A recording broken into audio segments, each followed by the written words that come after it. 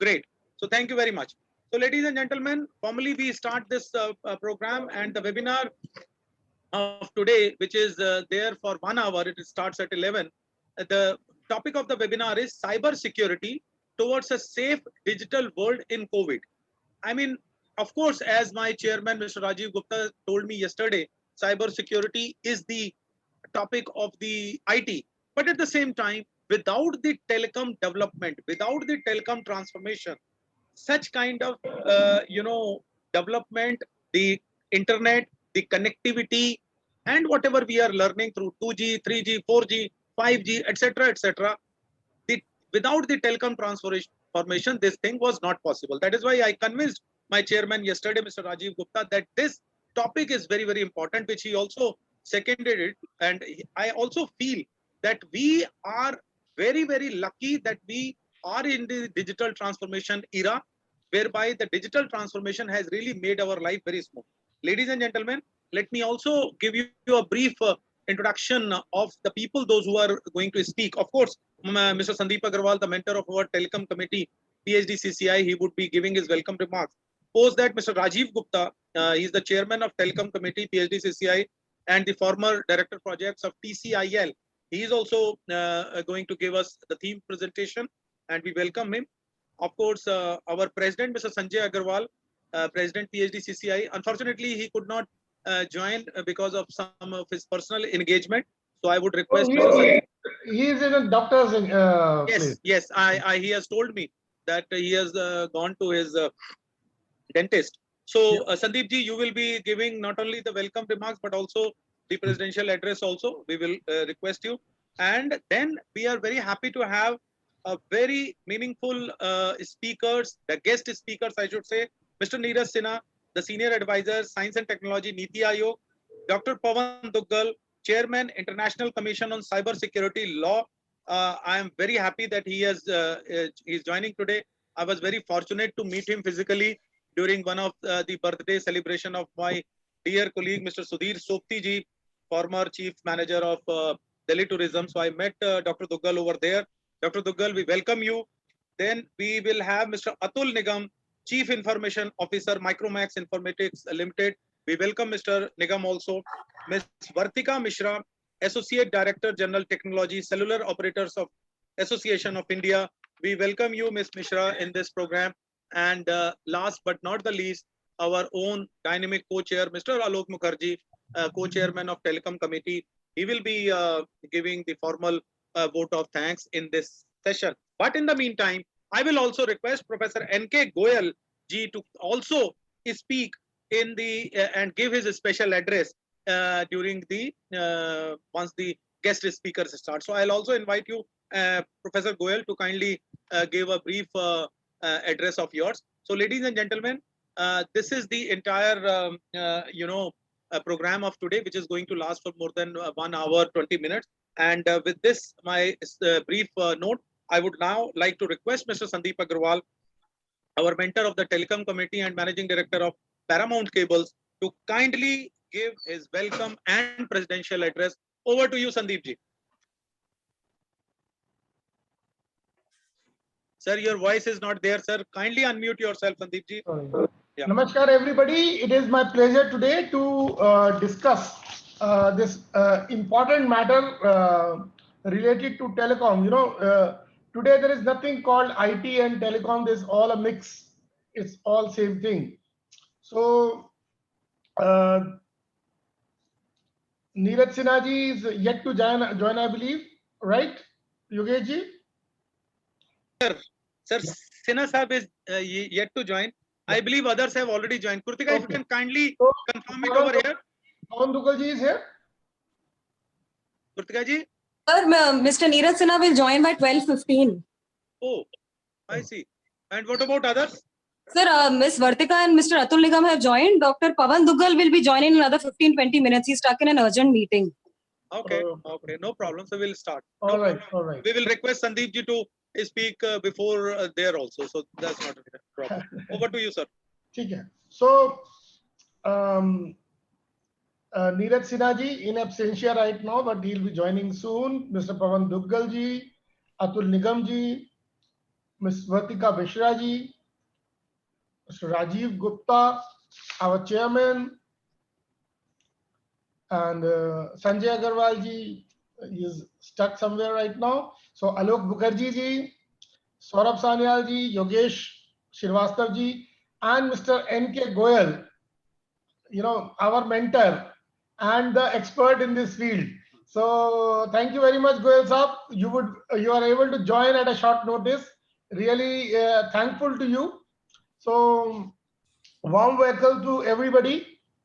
So today we have the webinar on cyber security towards a safe digital world in COVID. Now, as we know, what has happened with COVID, that all transactions, because everybody was stuck at home, nobody was able to come out, every transaction, wherever possible, has gone through the mobiles and through your computers. Now, that being the case, what has happened really today is that there is a huge issues regarding security, cyber security. I myself have lost more than 14 lakh rupees. Because my phone was hacked. My the 4-digit number or whatever number which comes against somebody buying on the net. So somebody used my credit card and they got those code, and the code was hacked out of my phone, used, and so I had lost this 14 lakh rupees. Part of it was recovered because the one of the card companies said that it is a fraud. On the same manner, the other card company refused to give any money, and they said that your money is lost, we cannot do anything. So we need to basically look into this cyber security angle, that what is considered, if they say that, okay, your mobile is there and somebody has hacked it, but we will not consider it, under insurance or under paid by the banks, because there was a code which came to your mobile, and therefore the hacker got your code, so therefore it is you who is responsible. But that is exactly the point. The point is that the hackers hack your phone, and what are the passwords, what are the things, they all come on your email.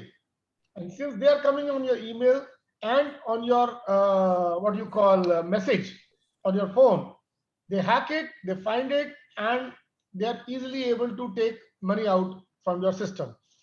There was this movie which was last year, which came and showed how people do it easily. So I believe that we need to create a good ecosystem where the security of the money is also there, apart from the ease of doing transactions. So what we are seeing today is that everybody is moving towards the ease of transactions, but people are not caring about the security angle. So your bank accounts are hacked, your credit cards are hacked, your mobile is hacked, and you are at the mercy of the hacker.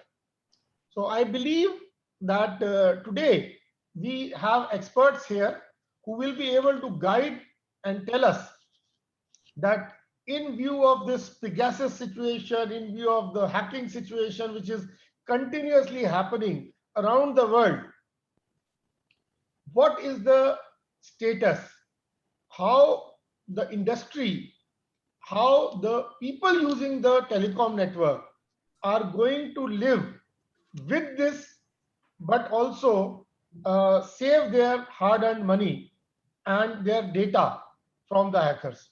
I would believe, let me hand it over to Rajiv Gupta ji, who is the chairman of the Telecom Committee today. Thank you, Sandeep ji. Thank you very much for your remarks. And as you have already set, the today's topic. Now I would like to request Mr. Rajiv Gupta ji. Are you there, Rajiv sir? Rajiv ji, are you there?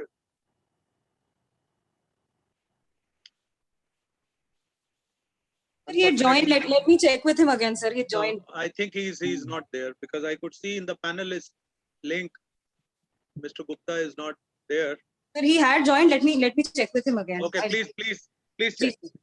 So, in the meantime, I would request and I would again share it with you some of the brief profiles of our today's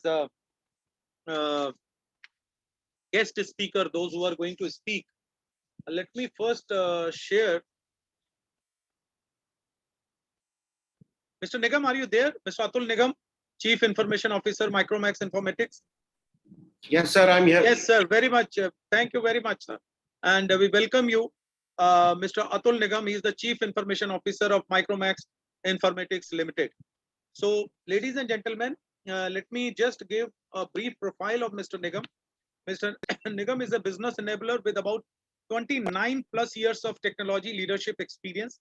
And in his current role as CIO of Micromax, he drives information technology and digital transformation for achievement of business goals. In addition to this, he is also responsible for AdTech business for the organization. These portfolios give him the unique opportunity to understand business opportunities, issues very closely.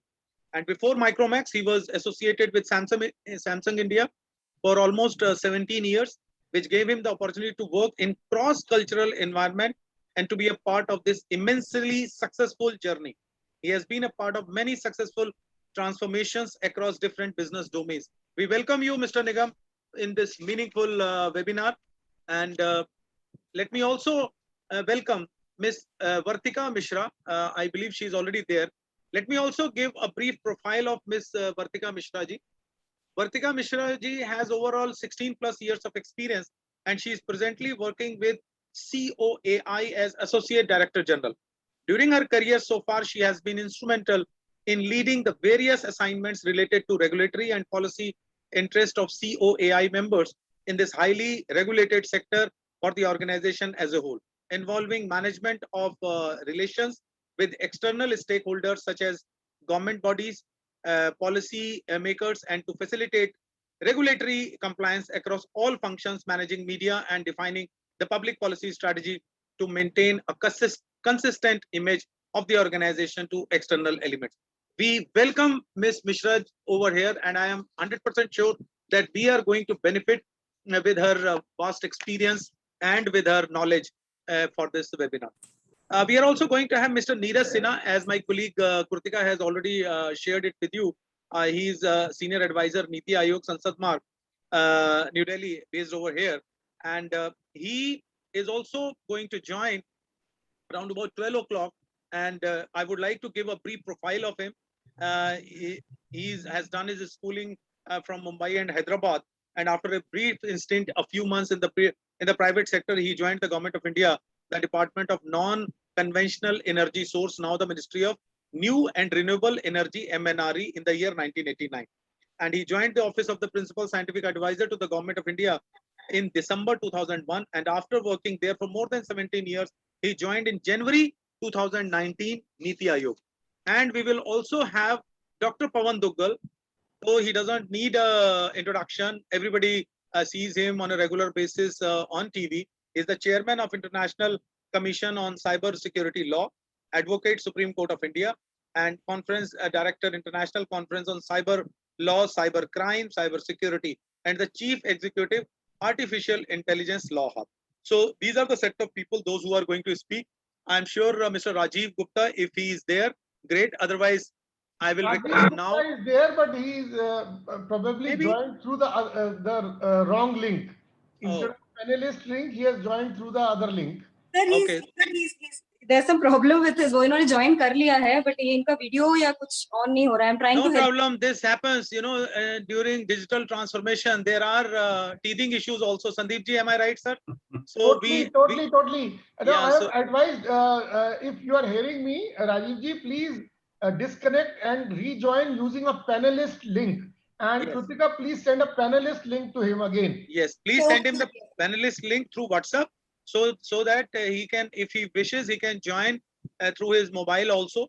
And we all have seen his inspiring picture during number of interface with TCL. But I would like to take this opportunity, Sandeep ji, with your kind permission, if I can request Professor Goyal to start the discussion. Since we have Before that, I would say that Atul has been smiling, you know, when you are saying. okay. Wow. So good. So as my co-chairman has advised, I can't say no to him. Let me start first with Atul Nigam ji. Atul Nigam ji, if you can kindly start the discussions today of today's topic on towards a safe digital world in COVID. So let me hand over the mic to Mr. Atul Nigam virtually, and then he is going to share his brief address. Over to you, Atul sir. Right. Thank you so much for this opportunity. So I will not take much time. So this has been, practically a very, very, bumpy ride, so to say. And as Agarwal Saab said, practically, in our daily lives, it is very difficult to, be secure today. So I've just put up some, I'll just put up some slides, which I have made for this. Yeah, just give me a moment, please.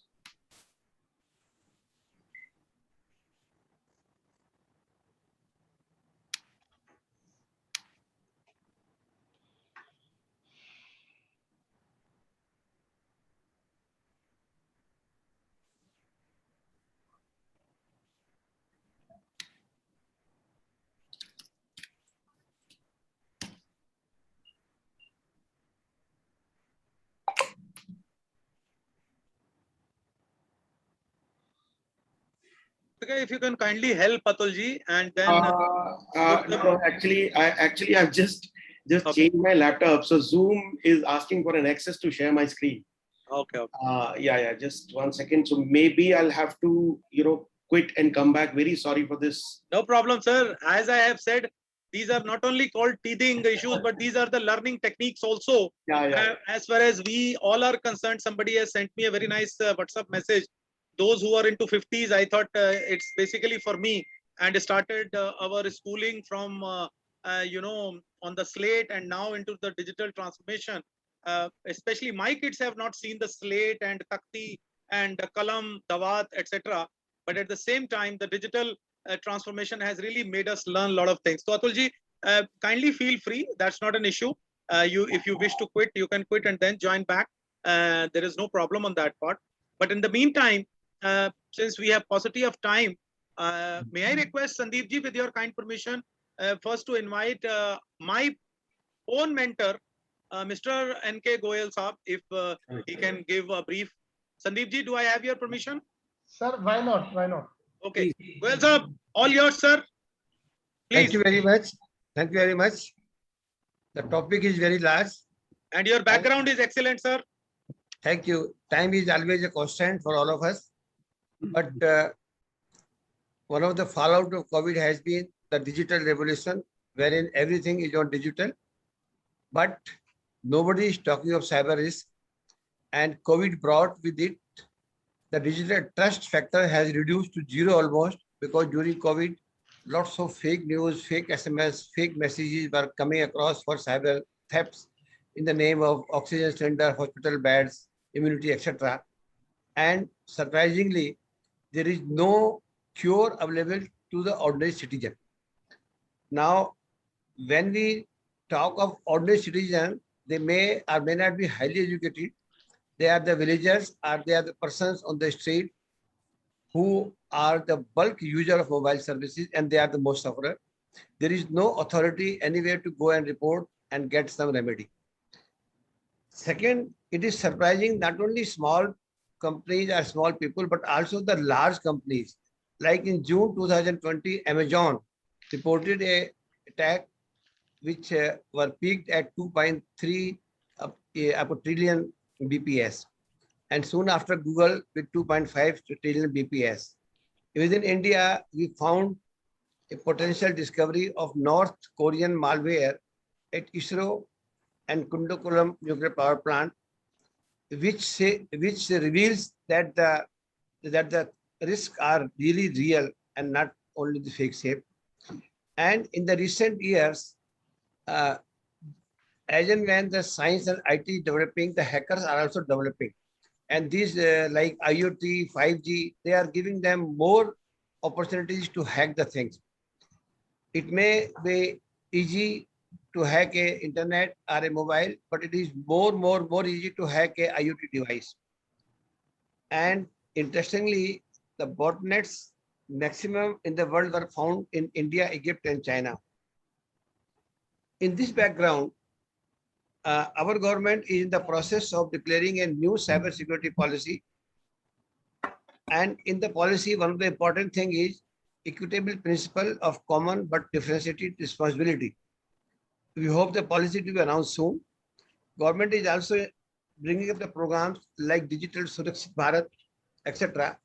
But having said that, the 4 points which need attention: one, to coordinate with the industry because they are the expert. Second, there is hardly any qualified, approved courses in cybersecurity, though they are done largely by private companies and also by Pawan Duggal ji doing a lot of things. Then there is a need of a graded use and application of cybersecurity risk. And fourth, I told you before, as to where to report in case of cyber thefts. Thank you very much.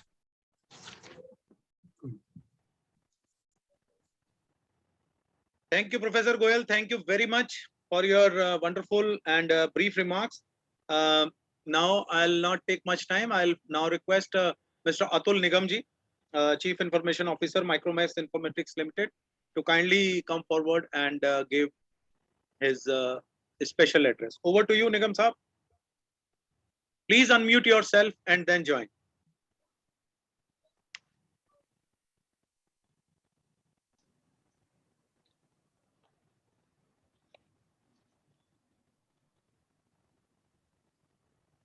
Mr. Atul Nigam.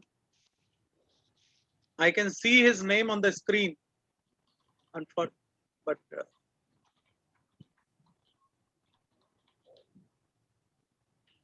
okay, he's still maybe trying to fix his Nigam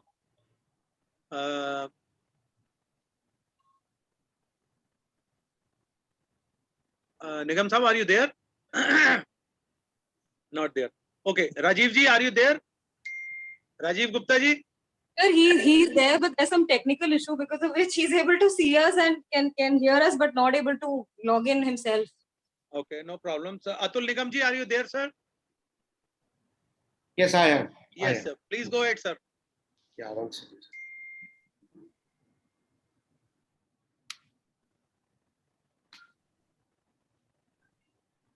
Right.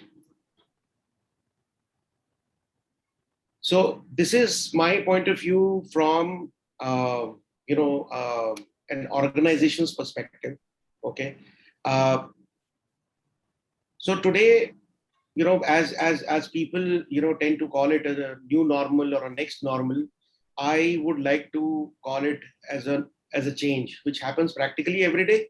But in this particular case, it has happened too fast for us. So now the safety word, as you would say, the connotation has broadened. People are actually, the whole digitalization has got fast forwarded. There are more and more people, more devices, more mobile phones, more laptops, more tablets, which are coming onto the network. Hence, giving a lot of opportunity to, the malicious players in this world to, actually get into our homes, our devices, everywhere, right? And, again, I'm citing the case of Agarwal ji. That is something which is, practically, happening every day. And we would have actually seen Jamtara, as well, a web series. So we know how people are making, money out of all of us, on a daily basis. Yes, definitely. The more we are, I should say, exposed to, this digital economy, the more is the requirement of safety and data privacy. Yeah. So as you know, I've taken this a new world disorder. I've taken, you know, this name from Ms. Sunita Narayan's book. Yeah. So practically today we don't really know, you know, what is happening to us. Okay. So, you know, there are a lot of issues coming from everywhere. As an organization, as an individual, we are grappling with those issues on a daily basis. Our focus has shifted from practically, you know, being a business enabler, doing business, you know, on a smooth basis every day. We are more focusing on the issue resolution these days. And we all know, we are also doing this webinar, maybe 2 years, almost 1.5 years back, we would have done it, you know, physically. But home is practically the new office, which itself has given rise to a lot of challenges for me personally, as the person who takes care of the IT and security of the organization. During the first lockdown, practically it was difficult actually to comprehend as to how will we run the business. But fortunately, there were a lot of things which went in favor of us. There were a lot of things which went against us. But we have also been, you know, kind of learning on a daily basis in this area, and keeping the cyber security as the crux of the whole thing, because data is the most important thing. And on top of it, the organization data plus the customer data is what we, you know, which we have, is of utmost importance. So challenges, as I said, digitalization fast forwarded, critical data access with employees.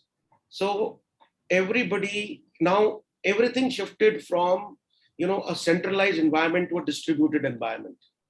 Everybody had their own laptops, and in some cases we had to, you know, give, you know, practically move their desktops to their homes. Now the data was everywhere. Earlier it was practically in a physical environment of an office, but now it is everywhere. And there was a lesser and lesser control. How much of, you know, data leakage prevention, how much of, you know, whatever you can do. But today, practically, if you see, mobile phone having a camera is the biggest, you know, enemy of the organization. A person can always, you know, click a photograph of the data and send it anywhere at any point, you know, somebody, you know, if anybody wants. Though we do have tools, you know, in place to take care of that as well, but not in 100% way. Safeguarding the organization data, yes, again an issue. Barracuda Networks had published, you know, numbers that there is a whooping increase of 667% in phishing attacks. Okay, and these are the phishing attacks which today you will think that it is a normal email or a normal pop-up on your browser, but there it is. You have given away, once you click on it, you have given away everything. You have given your laptop access, you will never come to know about it. It will take your keyboard clicks, it will take everything, and will create through AI and ML, artificial intelligence and machine learning, it will create your persona on the other side, and anybody is able to impersonate you, you know, within practically no time. Consumer privacy and ensuring data compliance, this is a big issue. Again, with maybe, you know, the passing of PDPB, you know, again, privacy is going to be at the forefront in the very near future. So we all will have to take care of this. Spread of fake news, mis or disinformation, that has been a problem we have seen during COVID. You know, so many WhatsApp groups were created and people were, you know, it practically to create panic amongst all of us. So this is just a, you know, study by PwC. I will not take much time on it. Practically, you know, the cyber attacks focused on displacement, opportunism, proliferation, susceptibility, and hostility. Now, these are the things which because they are psychologically, they understand how people behave. So which is why they are targeting, different aspects of human beings and, the things, which a person is going through, and hence, their attacks. Okay. And definitely espionage, we have seen, we are going through, all over the news, it's all over the news, right? So there are different ways of actually, making the most of, the opportunities which are available with the malicious players.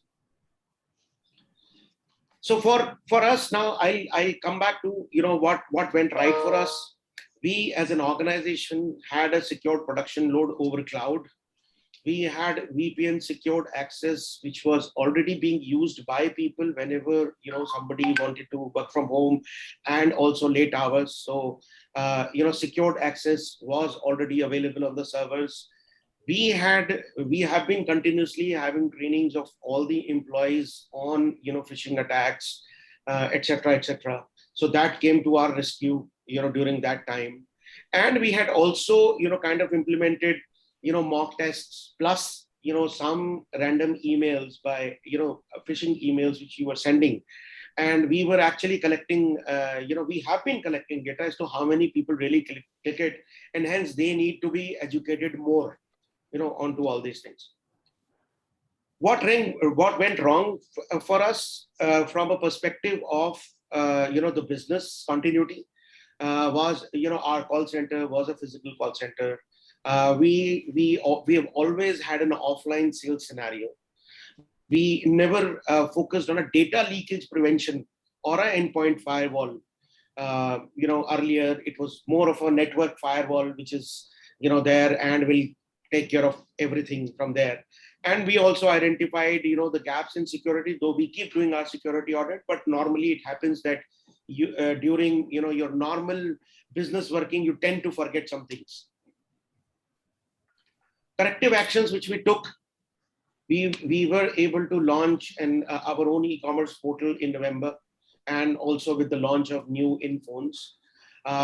We adopted, cloud-based model for call center. So all our agents sitting at home, even today, they are able to take calls, keep the quality, keep the KPIs. We, in fact, went in for a solution which actually brings the data leakage prevention from network firewall to the endpoints. So today it is implemented across, desktops, laptops, wherever it is. So we are able to monitor, even the offline, things over there. Yeah. And security and cloud, we've always been on cloud since 2014 practically.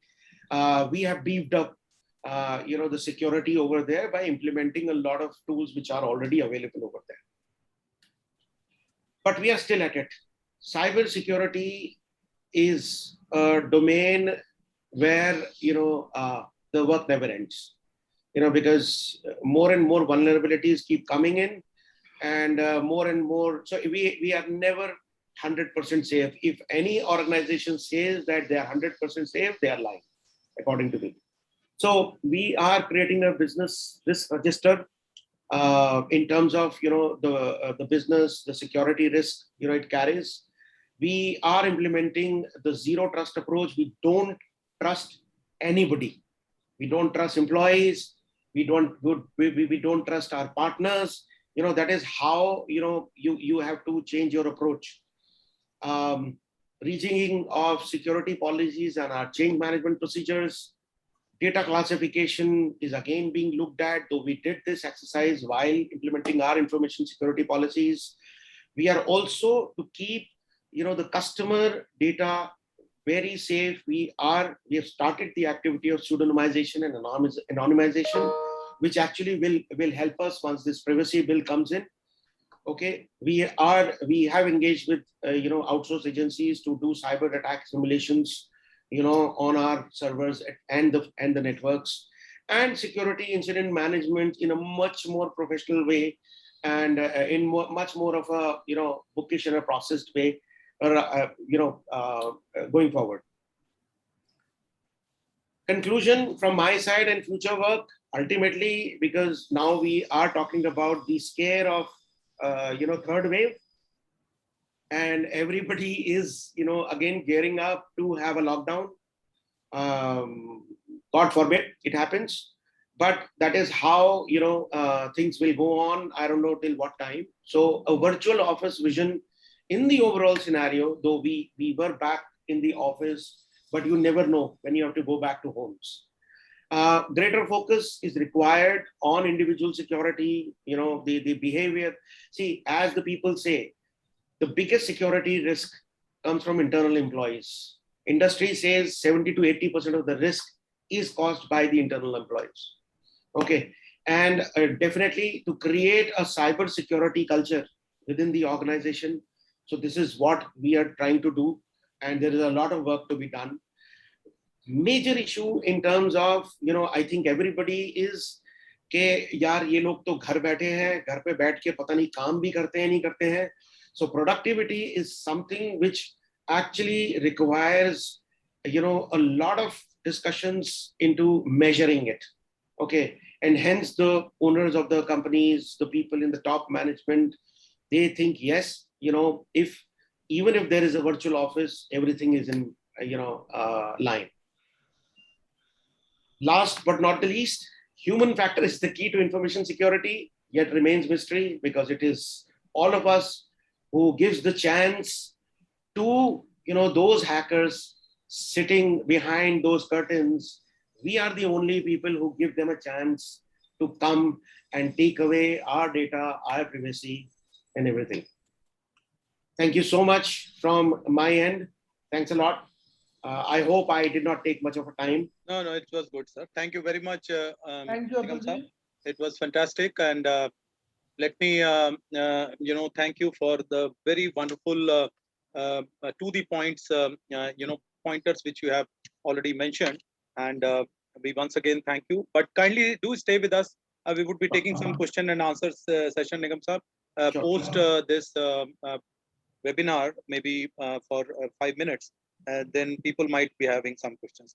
So with this note now, ladies and gentlemen, let me now request Mr. Rajiv Gupta. He is our chairman of the Telecom Committee, PhD CCI, and I could be able to convince him yesterday that why we are talking about today the cyber security, which is basically well connected with digital transformation and with telecom. Rajiv ji, if you can kindly unmute yourself and then basically share with us that the objective of our committee. There are a number of people, those who have joined are very eagerly to hear from you that what we are also going to achieve as far as the telecom committee is concerned till 30th September as for this presidential year 2021 with regard to PhD CCI. Over to you, Rajiv Gupta ji, our chairman of the Thank you, Dr. Yogesh. First of all, let me tender my apology for joining late. There was some technical snag. I think these things happen, but somehow that has given me an opportunity to hear a wonderful session from Mr. Atul Nigam. I will be very brief because I don't want to be causing some sort of interference in such a wonderful session. I suppose Mr. Neeraj Sinha and Dr. Pawan Duggal has not joined. Mr. Neeraj Sinha has already joined, sir. Office. He will be speaking post 12 p.m. He has said. Post that, I will request Ms. Vartika ji to speak, and then Pawan ji is also joining. Over to you, sir. Yeah, I know that. So I'm very eager to hear from them. Just to give my presidential address, Mr. Atul Nigam, Chief Information Officer, Micromax Informatics, Ms. Vartika Mishra, Associate Director, General Technology, Cellular Operator Association of India, Mr. Sandeep Agarwal, Mentor Telecom Committee, PhD CCI, Mr. Alok Mukherjee, Co-Chairman Telecom Committee, PhD CCI, Dr. Yogesh Srivastava, and Dr. N.K. Goel, who is a very friend of mine. Greeting to all from me. It is really my privilege to welcome you all to this interactive webinar that we are organizing today on cyber security towards safe digital world in COVID. There can be no better topic for discussion in today's situation. It has been repeated again and again. Earlier, digitalization and online working was an option, but this COVID and pandemic situation has made it as a necessity. This all-around digitalization has benefited the society and especially the economy immensely, but it has also brought into the focus the threat of cyber attack, snooping, and security of data. These threats were earlier there, but now they have become more widespread now. There is unwritten postulate in the cyber world. If you are on internet, you are not safe and you are prone to cyber attack. Now, cyber threats have become pervasive and ubiquitous. We have seen that number of mobile attacks have grown by a huge number. Even number of attacks in India has jumped from a modest 1345 cases in October 2020. The figure has shot to 12,719 attacks by March 2020. These are the figures which have been taken up from a Checkpoint Software Technology Mobile Security Report. You can see that there has been an 845% jump during a period of only 6 months. Even CERT-In observed over 6.07 lakh cyber security incidents in the first 6 months of 2021, out of which 12,000 incidents were related to government organizations. We can see the serious threat to the business world. Remote working has created a lot of challenges for all the companies, but this is more acute for small and medium-sized companies. The reason being that they do not have the wherewithal to face the upsurge in sophisticated cyber attacks. They don't have a competence. They are lacking in hardware resources and also software solutions, which are capital intensive as well as human resource related. And it can be seen that even attacks have become much more sophisticated now. They are more oriented, they are more precise. There have been many cases in the recent past where government companies have been subject to cyber attack. So therefore, cyber attack management has become the need of hour, and it is required to be dealt at all levels, starting from government up to even small companies. It entails appropriate policy making. It entails regulatory intervention by government and creating institutions to implement these. Security audit, cyber forensic expertise is required to be created along with a large number of pool of cyber professionals to combat these attacks. One thing which has already been said, generating awareness countrywide, especially in business world, is the need of the hour. Traditional cyber resilience metrics have shown to be inadequate representation of real risk. Businesses need to revise their approach by defining practical, meaningful cyber risk metrics and focusing on the risk to operations when designing new digital strategies. Businesses need to revise resilience planning processes and test them, equipping crisis management teams with the skill sets and experience to manage these scenarios under intense pressure. They also need to review the definition of a worst case scenario in the new reality. Not all companies can afford to do these. Cybersecurity of late as a service has caught up in to cater to the companies who can't afford to set up their own specialized infrastructure or who have the limitation of expertise as far as human resources are concerned. These services can be a good and economical alternative for such companies to boost their cyber security. There is a strength in numbers, and the silver lining of the pandemic has demonstrated the need for cooperation. Governments are collaborating to address international cyber attacks. Major enterprises are pooling their resources, they are sharing their intelligence, and regulators are also seeing the value of transparency and collective action in ecosystem planning. Businesses should also establish collaborative awareness and intelligence sharing sessions, and they should work together to disrupt these criminal activity. There should be a systematic approach to risk management as a part of broader community. With this, I end my session. I hope there would be a meaningful and result-oriented discussion during the webinar.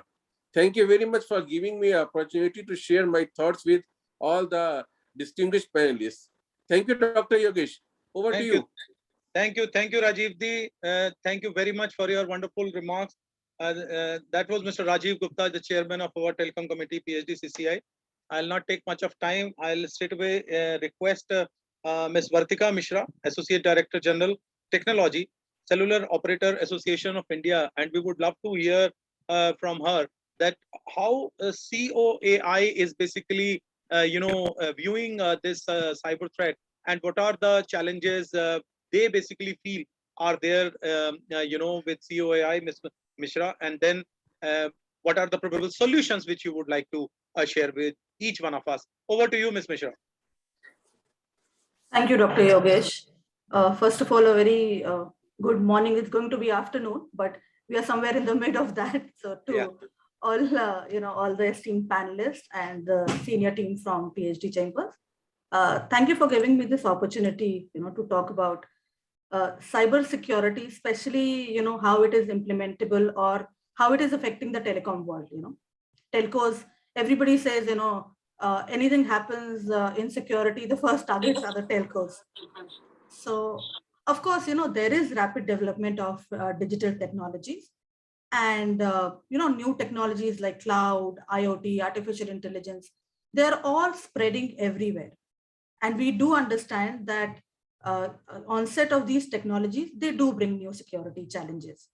So if we really want to benefit from expansion of these technologies into corporate worlds, into the lives of common people around us, we have to see that we maintain a secure ICT environment. I would say, security is the key if we really want to go ahead expanding technology into our lives every day.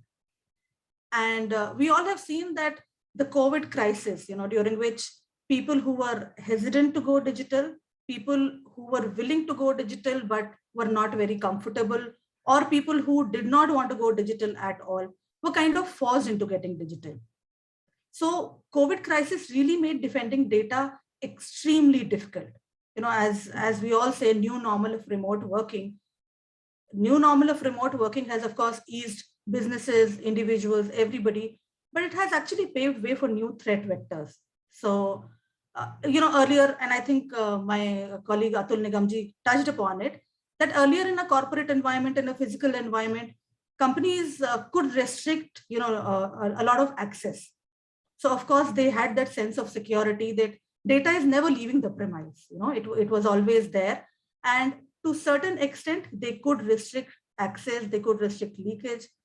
But now in this environment, data is no longer just available in data centers. It is present in multiple places. So this is like that current global environment, where everything has changed. Users are everywhere, and so is the data. Even, as I said, people have become more digitally savvy.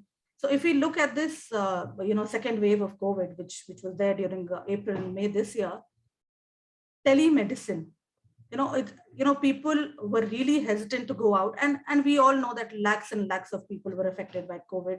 Thankfully, a large chunk of people, recovered sitting at home.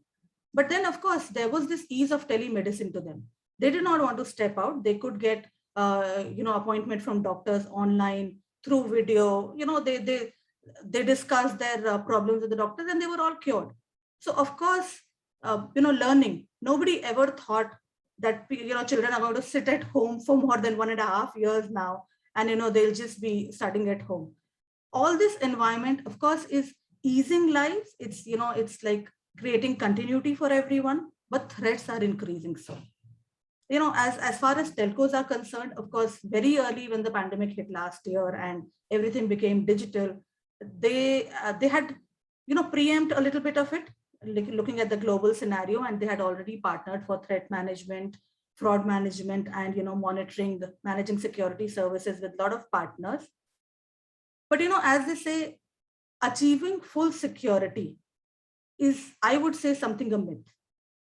If somebody says that, oh, we are fully secure, our company is fully secure, that can never happen. And why it can never happen? Because the cyber threat landscape is ever evolving. There are these people sitting on the other side, they're smarter than all of us. So, and they are evolving faster than us. So of course, we have to be on our toes. We have to keep everyone on our toes to really keep evolving just the way they are doing to defend against the same. Otherwise, we can never achieve full security. One has to keep investing in security. It's like a constant exercise. It can never stop. It can never even take a pause, I would say. And cyber security, it involves many elements and stakeholders. It has to be an all industry, full society approach. When everybody comes in collaboration, it is only then that you can, really have a systematic cyber security governance kind of an approach. So Sandeep Agarwalji, in the beginning, you gave us that example of your credit card thing. This is what, I'm really referring to. It has to be a full blown society, concern. It can't be passed on from one to the other. You can't say an individual is at fault. You can't say a particular company is at fault, or you can't say, a particular channel is at fault. It has to be a collaborative approach until unless, it is instilled in the minds of all that we all are into it, we all are party to it, and we all have to work together. It can never, be overcome. Consumer awareness, citizen awareness, the biggest part of it. There may be some, smart, intelligent people like you, Sandeep Agarwalji, you knew that, you don't have to share your OTP. It was through other channels that, they could hack into your system and get it. But we know there are innocent people, and, they land up giving their OTPs despite knowing that they don't have to, because the other side, as I said, is smarter. They lure people into doing this. So, more and more awareness at each step from the government, from the industry, from all of us is going to be the key, to really, if not put a stop, because I said, it will be ever evolving, but at least reduce it to the minimum that we can. For a sector like telecom, which is kind of a critical infrastructure, security does, remain a key challenge. And not only in India, it is, for most of the nations. Being from COL, let me talk a little bit about telecom and, what telcos are doing. So actually in the Indian telecom sector, I would say there have always been stringent security requirements, and they have been, inbuilt in the licenses of the telcos, right from 1995, there have been, and they have been evolving. There was this major amendment, that came in 2011, which really altered the security environment of the telcos. It had some really strict clauses. They said, each organization needs to have a policy on security management, security audits are to be done. And not only internal, they have to be internal, external, third party. Even the government experts on security are auditing the telecom networks, every year that's happening. And, they can come anytime and check the networks, do the vulnerability testing. Each and every case of attack or fraud has to be, reported to certain on like a real-time basis, at all the TSPs and telcos and even the other stakeholders, security and cyber security is taken really seriously, because all of them keep participating in the cyber drills that are conducted by certain, at a regular interval. All these simulated attacks are made, and thankfully till now they have always come out at an excellent position, and the security is kind of maintained. The recent security amendment, which is the buzz of the town these days, is of course the National Security Directive on Trusted Sources. So any equipment that is going to be inducted in the telecom network has to go through this security trusting and has to be from the trusted source. Work is going on. The NSCS, of course, is working very hard, and all the entire industry, whether they are the telcos, OEMs, vendors, they're all participating. And of course, anything that comes into the country at least will be from a trusted source, which gives everybody that comfort of, that, okay, fine. There may be, attacks, but at least at the time of induction, everything is fine. And then the security policy, the security measures that the companies are taking will be able to take care of the, software kind of attacks that come in later. I would like to touch a little upon, the upcoming technology, which is 5G, and everybody is waiting for 5G to really come in. We all know that it's like an avant-garde technology, which is going to transform lifestyles for everybody. It's going to be everything is going to be human to machine, machine to human, machine to machine, everything. So it's like a everything connected world, that 5G will bring in. It will deploy intelligent cloud service based architecture, flexible RANs, security, authentication. It's going to manage heterogeneous, traffic aggregation. So, in many quarters, there is, this security, so to say, concern which is there. But I would just want to say that this was really preempted by not only India, but internationally it was preempted. And 5G standards were developed on the principle of secure by design. So, while the standards of 5G were being made at the 3GPP, there are these security features which are already included to offer an inherent, higher level of protection at the network level. So, that's why we also say that it is important to really adopt these globally harmonized 3GPP standards, because a lot of effort has gone into it. And as I said, till that level, whatever security features people could think of have already been inbuilt, and it's like an ever evolving process. So, it'll continue in that manner. Really to end, I would say many of the companies and many of us do have a zero trust policy, and we follow that ABC principle, which is assume nothing and believe nobody and check everything. But as I said, cyber security challenge is complex. No one person, no one company, even no one country can really resolve it on their own. It has to be a collaborative effort.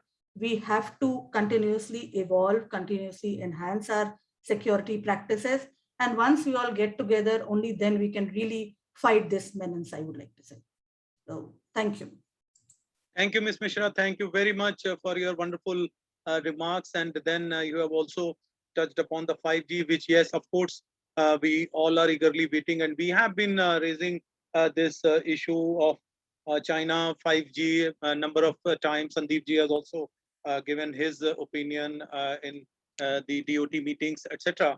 But of course, yes, we really need to be very, very cautious. We really need to be very, very secured. That's the main this thing. And as you all, and you would certainly agree with me that post-COVID-19, all the association, especially the business association, even COAI, they are all working work from home. And I think we have a very different business model altogether, that physically we used to have seminars where we used to have lunch, we used to have at times in the evening cocktail parties. I don't know how it is happening virtually. It is not only the children, those who are sitting at home for more than 1.5 year, but at the same time, people are also have learned how to live peacefully, especially all the married people peacefully, at home. So that's also very, very important, and make harmony amongst each other.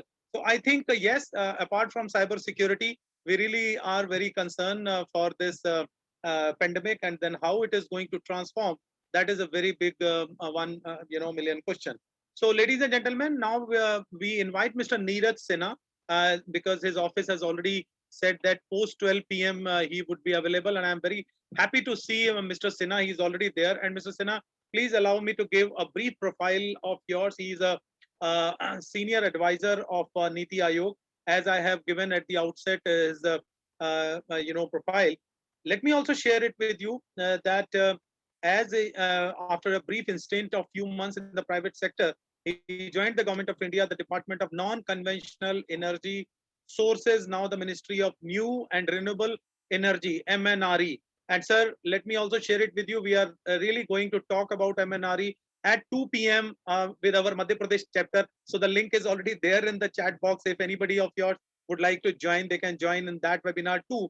But ladies and gentlemen, after doing extensive field duty, Mr. Sinha, in the office of MNRE in Jaipur during April 1989 to November 1992, he joined the headquarters of that ministry in New Delhi.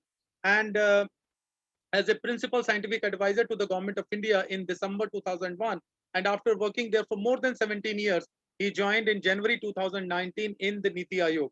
Ladies and gentlemen, in the office of the principal scientific advisor to the Government of India, he had been involved in a wide cross-section of scientific activities. To name a few: oil spill management, underground coal gasification, bulk encryption, explosive detection, integrated gasification, combined cycle for coal-based power generation, night vision devices, setting up of national knowledge network, multi-purpose national identity cards, climate change, clean coal, carbon technologies, national photonics initiatives, medical sterilization, etc., etc. And now, ladies and gentlemen, we are very happy to invite Mr. Neeraj Sinha as the senior advisor of Niti Aayog, and he is going to talk about cybersecurity towards a safe digital world in COVID. Over to you, Mr. Sinha. All yours, sir. Kindly unmute yourself, Sinha Saab.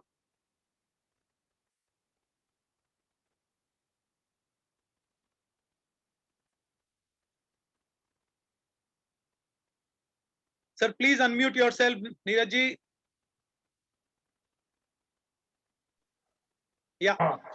Yes, so namaskar to everyone on my behalf and on Namaskar. behalf of the Niti Aayog as well. What I was asking was that I hope I'm audible. This double barrel or double muzzle that I'm wearing. Very much audible, sir. Very much audible. Good, good. See, although we sit in a different room, but then our rooms are all public rooms. People come and go. So we are constrained to put this on all the time. And unlike all you lucky people in the private sector, the government sector has been working since day one. we never had a lockdown.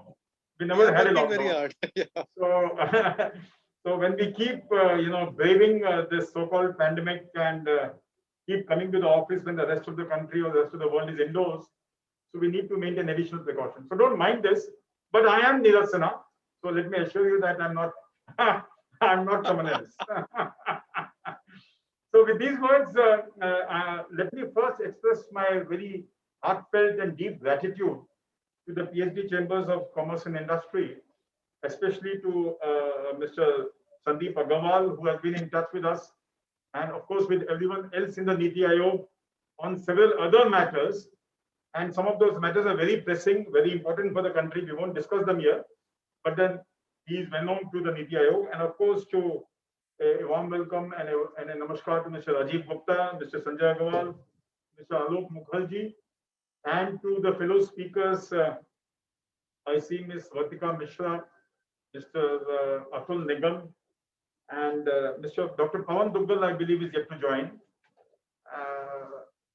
And of course, I am supposed to be the fourth. So cyber security has been very close to my heart.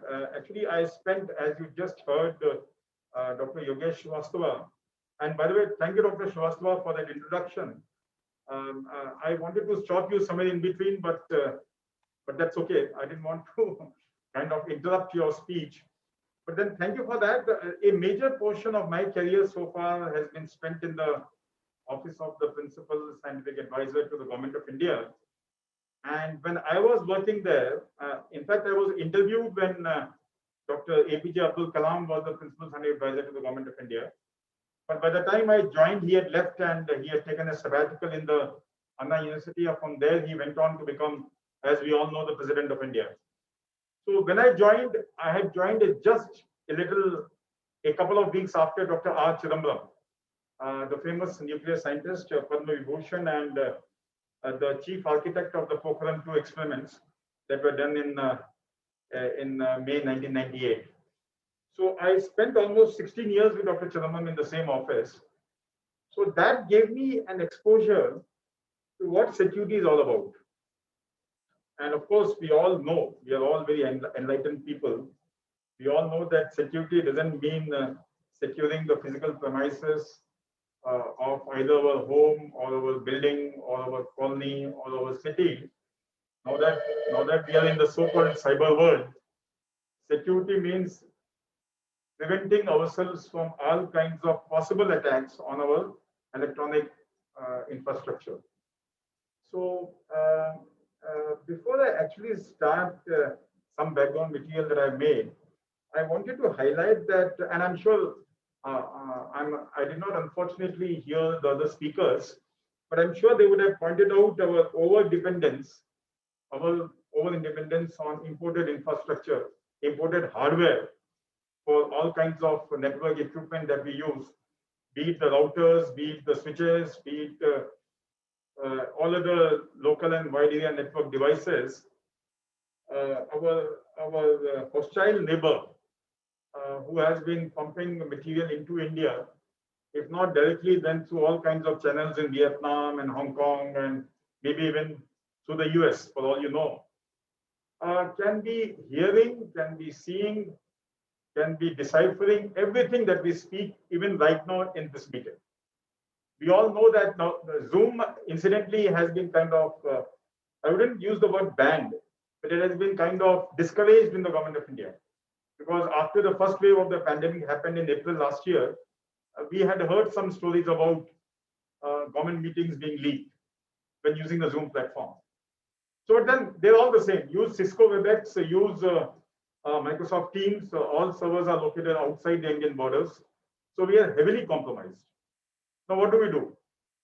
As far as these web meetings are concerned, I'm sure we all keep telling that this is the new norm, the new normal, or whatever. Now, for web meetings, our colleagues in the National Informatics Center have developed a platform called Bharat BC, if I remember the name correctly, Bharat Video Conferencing. And I'm also told that the servers of that platform are located within the Indian borders. Although the servers are made abroad, but at least the network is within the Indian borders. The servers are not located outside. So nowadays we encourage Bharat BC a lot for all our meetings. And hopefully that platform is slightly more secure than the others that we tend to use all the time. But just to put things in perspective, cybersecurity has been discussed widely in the Indian context, and the need to have resilient cybersecurity frameworks is strongly felt by the private and the public entities, both of them, especially during the current pandemic. Now, the pandemic has not only disrupted our markets, the industry knows this better than me, but it has also reiterated the importance of strategic decision making in businesses. Now, on the one hand, we have shrinking budgets, and we are pushing organizations to their limit. And we are also expecting them to, on the other hand, increase expenditure on securing whatever information they share over cyberspace. So these are two conflicting scenarios, but I'm sure the industry is looking at how best to bridge the gap. Now, it is particularly challenging for the organizations to be agile, resilient, and profitable, not only in the current, but in the future scenarios as well, which will emerge as and when this pandemic finally goes away. We don't know whether it will go away or not, but then we are all hoping it goes away after the month of December of 2021. Now, economies across the globe are charting ways to make their digital infrastructure, which comprises of, as we know, the physical resources necessary for the use of data, the computerized devices, methods, systems, and processes. We need to make them more resilient, more agile, and more futuristic. Now, digital infrastructure has become indispensable to the functioning of society and the quality of life of its citizens, as we all know. I mean, we know this already. All over the globe, countries are leveraging their digital infrastructure to proactively respond to this current pandemic. Now, you know, this way of meeting has its plus points. I mean, I can tell you from experience that when we used to organize meetings in the Niti Aayog, we used to take care of the guests right from the point when they entered the premises. Our job was to ensure that there's ever vigilant CISF personnel do not stop our guests at the gate for want of a security pass. So they used to be escorted right up to the committee room. There used to be meeting pens, meeting folders, meeting stationery. There used to be all kinds of refreshment. There used to be lunch. And there used to be the protocol of listening to everyone and ensuring that everyone is comfortable. So now you create a link and you send it through an email to everyone across the world, and then you expect Indians to join at 9:30 p.m. So I'm doing that, by the way, because our foreign friends are sleeping when we are away, and we are sleeping when they are away. So obviously, the Indians are supposed to compromise. So I've attended meetings at 9:30 and 10 p.m. Indian Standard Time. So that really is the new norm. Meetings get organized at the click of a button. Whereas earlier it was not so. We used to have one meeting in a day. Now we have 4 meetings in a day. So when we live in such a world, then we are all the more compromised. I mean, it is not that we are dependent on our, emails getting hacked and all kinds of information being leaked. passwords getting broken are things of the past. Now, the moment you start talking over a video platform, you are obviously exposed to all kinds of risks. So what do we do? I mean, in this scenario, what do we do? Now, we know that there are obviously about 500 million internet users in India. I'm speaking from memory. Probably this figure could be a little more or a little less.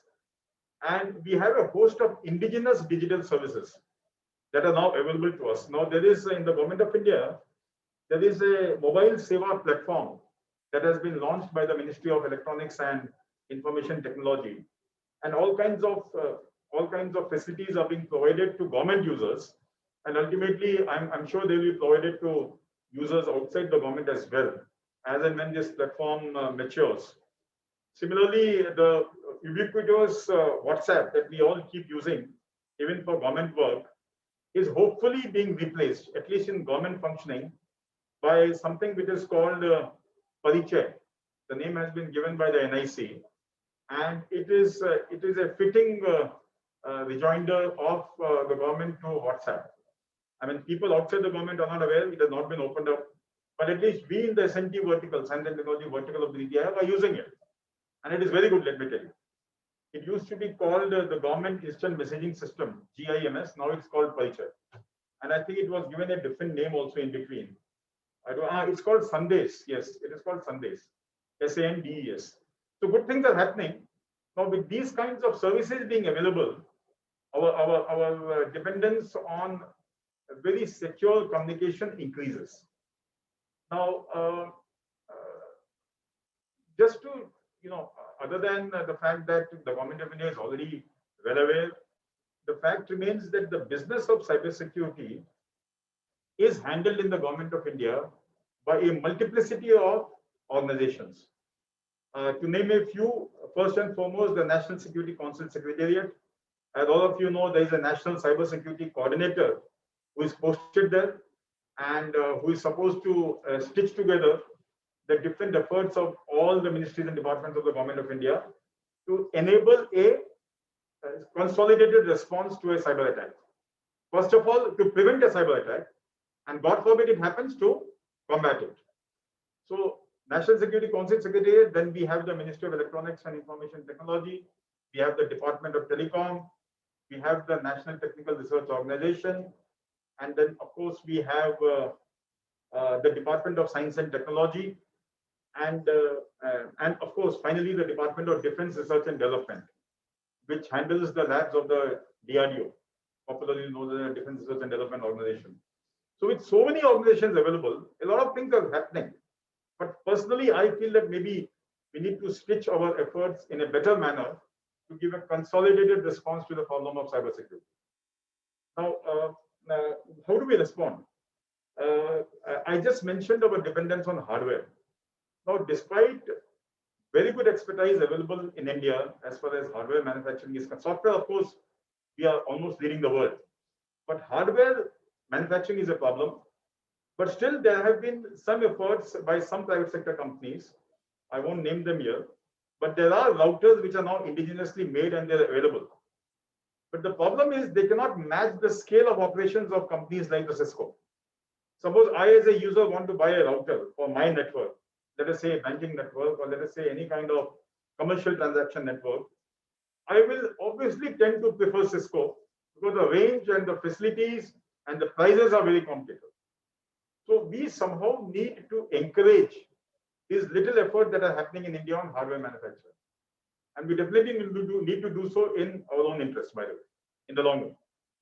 So the Ministry of Electronics and IT, incidentally, has quite a few schemes that are being looked at as a very strong encouragement for the industry in India, for the domestic industry.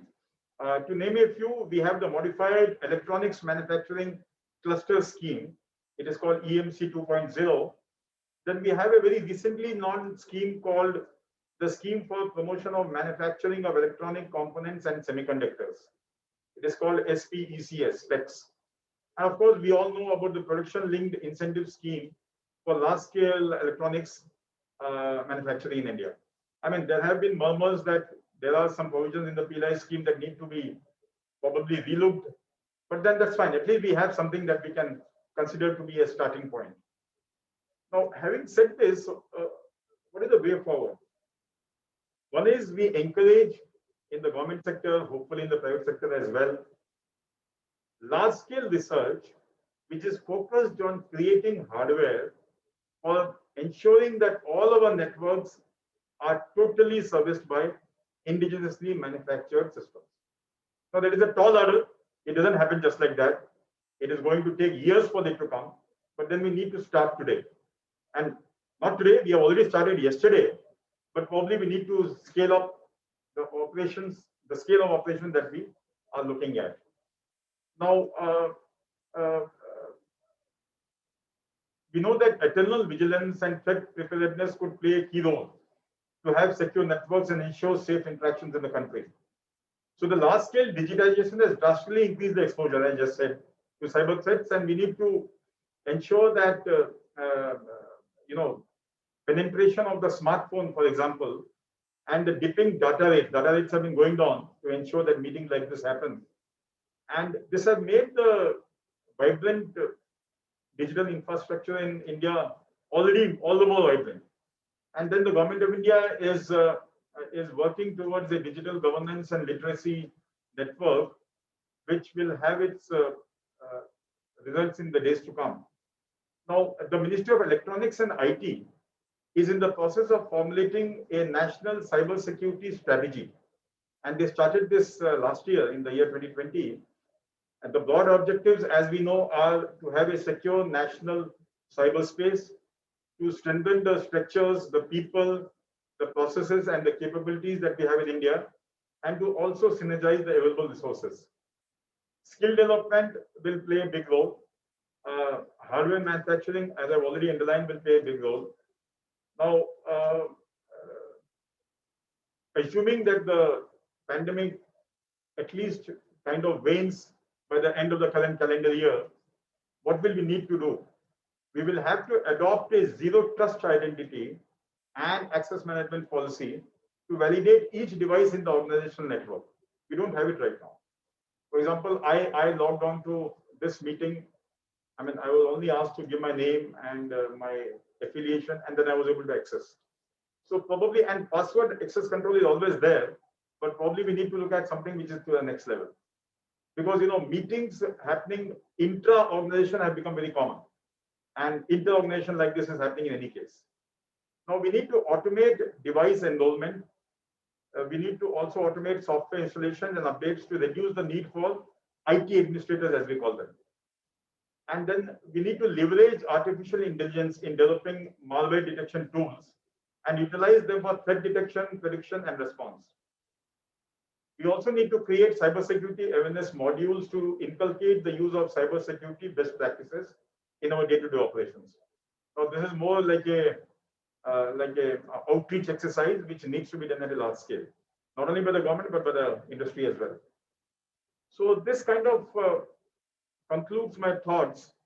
But let me also, kind of congratulate the PhD Chambers of Commerce and Industry for talking about cybersecurity at a big scale. And I'm sure that with important industry associations like yours delving into this important issue, some good things will come out of the handshake between the government and the academia and the industry. And I'm sure that this will enrich India's cybersecurity ecosystem and facilitate India's strive towards a safe and secure cyberspace. So with these words, thank you again to the PhD Chambers of Commerce and Industry and to all the fellow panelists who have heard me so patiently. Thank you so much. Namaskar. Thank you, Neeraj ji. Thank you so much Thank you. for giving your valuable views. Thank you. Thank you, Mr. Sinha. Thank you very much, sir, for your input and detailed information, and also the initiatives, especially which NITI Aayog is planning to have it to implement to the government agencies. Thank you very much, sir, for your kind words. Thank you. Ladies and gentlemen, we were waiting for Mr. Pawan Duggal, and I have been told that he is there in some Supreme Court hearing. So I don't know whether he will not be able to join. Am I right, Kurtika? Sir, he's just joining. Oh, he's just joining. So we are almost at the end of our session. So ladies and gentlemen, let me also share it with you, because we have state chapters also, and we are also doing number of programs with the state chapters. We have 17 state chapters as far as PhD CCI is concerned, and I spoke to Mr. Sandeep Agarwal in the morning that today let me have Mr. Mukesh Singh, who is there from our UP state chapter working as a senior advisor. I did a program. Mukesh ji, आपने एक programme किया था cyber security पर मार्च के महीने में, जिसमें हम अपने दर्शकों को ये बताना चाहेंगे, अगर आप बता सकें कि हम साइबर सिक्योरिटी के क्षेत्र में उत्तर प्रदेश सरकार क्या चरणों में काम कर रही है, और हम लोगों ने ये प्रोग्राम भी किया था। मुझे याद है ये शायद फिजिकल प्रोग्राम हुआ था मार्च 2021 में। तो मुकेश जी, इससे पहले कि पवन जी ज्वाइन करें, और हम मिनट में ये पूछना चाहूंगा कि किस तरह का ये साइबर सिक्योरिटी के इनिशिएटिव उत्तर प्रदेश सरकार ले रही है, क्योंकि उत्तर प्रदेश सरकार अब next 6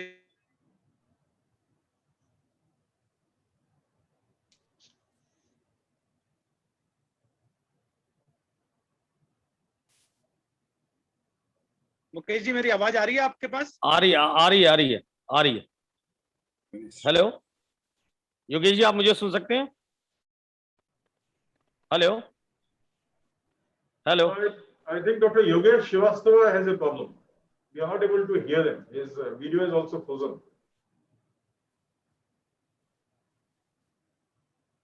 Am I audible to other panelists? Mukesh ji, you are audible. You Yes. go ठीक है। on. तो योगेश जी, थैंक यू योगेश जी। और अभी मैं सारे पैनलिस्ट को सुन सकता था, चूंकि मेरा लास्ट मिनट इंडक्शन है, तो मैं ज्यादा टाइम नहीं लेते हुए, मैं चूंकि नीरज जी ने, अतुल जी ने, संदीप जी ने, राजीव जी ने, सब लोगों ने अपनी अपनी बात को बहुत ही डिटेल में कह दिया है। मैं सिर्फ ये बताना चाहता हूं कि उत्तर प्रदेश सरकार साइबर सिक्योरिटी को लेकर करके बहुत ज्यादा कंसर्न्ड है। अगर रिसेंटली आप सबने देखा हो तो अभी अमित शाह जी आए थे और उन्होंने एक फॉरेंसिक बिल्डिंग लखनऊ में बन रही है, जो लगभग 250 करोड़ की लागत से बन रही है। In fact UP government Uttar Pradesh के ज्यादातर सिटीज में फॉरेंसिक्स लैब्स भी स्टैब्लिश कर रहे हैं। और मेरा खुद का बैकग्राउंड ये है कि मैं other than various other consulting groups में मजार जैसी इंटरनेशनल एडवाइजरी कंपनी के बोर्ड पर हूं, जहां पे फॉरेंसिक इन्वेस्टिगेशंस और साइबर फॉरेंसिक्स को मैं हेड करता हूं उत्तर प्रदेश सरकार के, उत्तर प्रदेश के लिए। तो बहुत सारे प्रोजेक्ट्स पे हम लोग यूपी गवर्नमेंट को पिच कर रहे हैं, उनको हम प्रेजेंटेशंस दे रहे हैं, डेमोज दे रहे हैं। तो बड़ा इंपॉर्टेंट कंसर्न है, और इसको लेकर के as a senior advisor PHD chamber हमने अभी पीएचडी के कैंपस में बहुत इंपॉर्टेंट सेशन किया था, जिसमें लखनऊ के police commissioner Shri DK Thakur और यूपी गवर्नमेंट के आईपीएस एक अफसर है त्रिवेणी सिंह, जो सभी जो लोग साइबर से जुड़े हुए होंगे सभी लोग जानते हैं। उन्होंने कई बुक्स लिखी है और उन्हें नेशनल सुपर कॉप कहा जाता है साइबर थेफ्ट्स के लिए, साइबर सिक्योरिटीज के लिए। तो बहुत सारे इश्यूज को डीके ठाकुर ने एड्रेस किया था, दूसरे स्पीकर्स थे उन्होंने एड्रेस किया था, साइबर बुलिंग हो, इवनिंग टीजिंग हो, आर्टिफिशियल इंटेलिजेंस को क्या हमारे होने चाहिए। तो बहुत सारे स्पीकर्स ने अपनी बात को रख दिया है।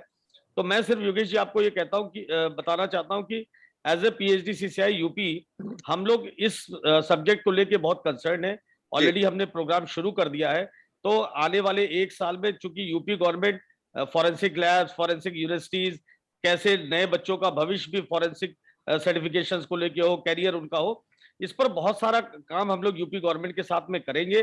तो बहुत एमिनेंट पैनलिस्ट हैं आपके यहाँ पर फोरम पर। तो मैं अपनी शॉर्ट में अपनी बात को रख रहा हूँ कि इंपॉर्टेंट सब्जेक्ट को पीएचडी सीसीआई ने लिया है, और आने वाले टाइम में हम जब अपने चैप्टर से प्रोग्राम करेंगे तो साइबर सिक्योरिटी और फॉरेंसिक इन्वेस्टिगेशंस को हम बहुत ही लीड उस पर रखेंगे और मीनिंगफुल कॉन्फ्रेंस उस पर करेंगे। Over to Yogesh ji.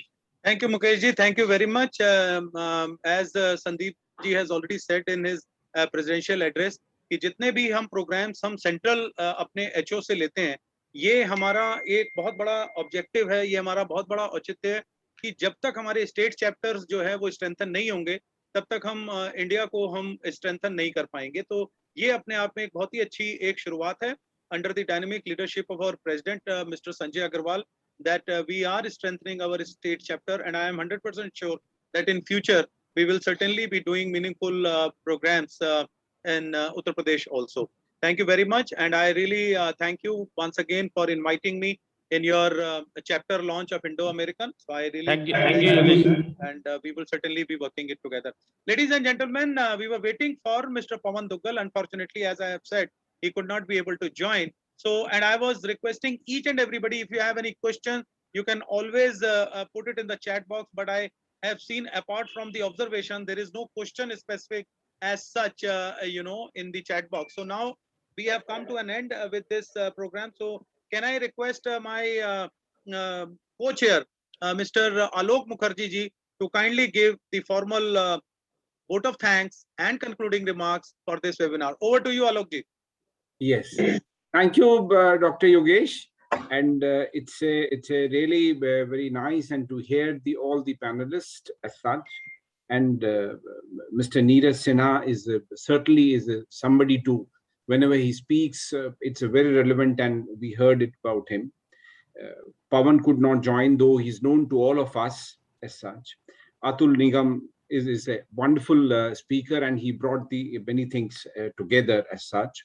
The Vartika Mishra has spoken a very, very important subject about the new norm as such. The people hesitant to use the technology became the biggest user of the technology as such. Such kind of a change which was never experienced earlier, right?